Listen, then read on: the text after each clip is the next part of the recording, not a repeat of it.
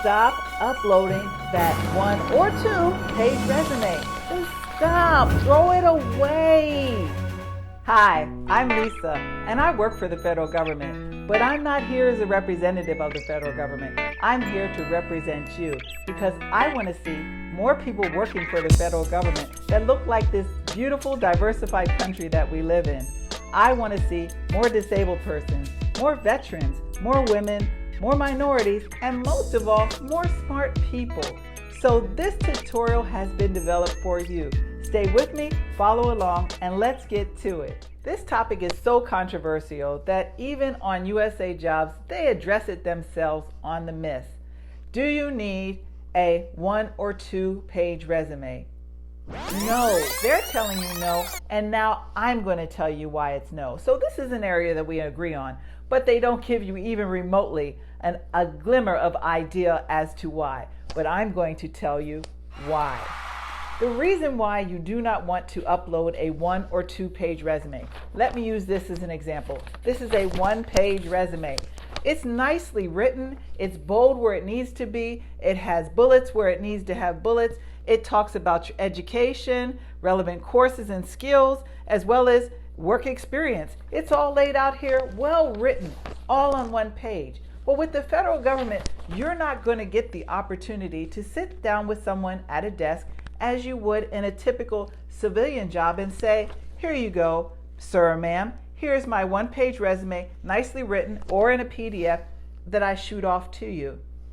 No, that's not how it's going to happen. Now, I know the federal government on the USA Jobs websites offers you the ability of ease to upload your resume, but I'm telling you, don't do it, and here's why.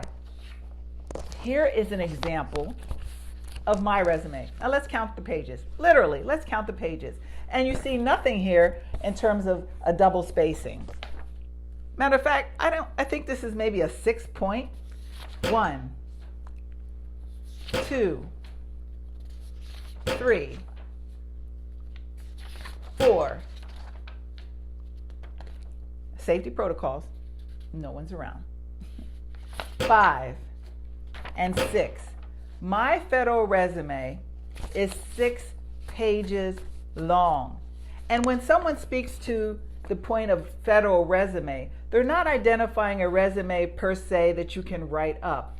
The printout from USA Jobs, if you filled it out correctly and to the detail, which I'm going to provide to you in my tutorial at length, will at least be a minimum of 4, 5, and several pages if you've had a significant career. As I've said, I work for the federal government, and my federal government job is not even listed on here. This is the resume, 6 pages that I use to get into the federal government. And as I said, this is teeny tiny. Maybe it's 7 points, 7-point font.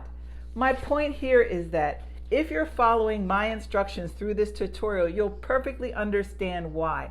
First, we're going to talk about from their perspective, and I'm going to show you, here we go, right here on the USA Jobs website.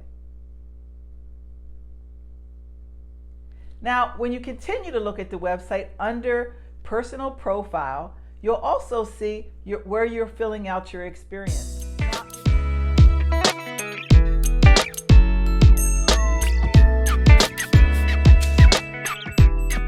So it would be absolutely, positively not the smartest move for you to upload a resume, especially if you're trying to create a civilian resume and use it in a federal arena.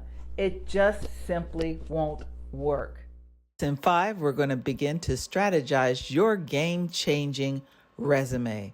Subscribe and turn on that notification bell. And no, it is not by copying the job description on USA Jobs. Thank you so much, and I'll see you again. Like, share, subscribe. Please. Of course you can.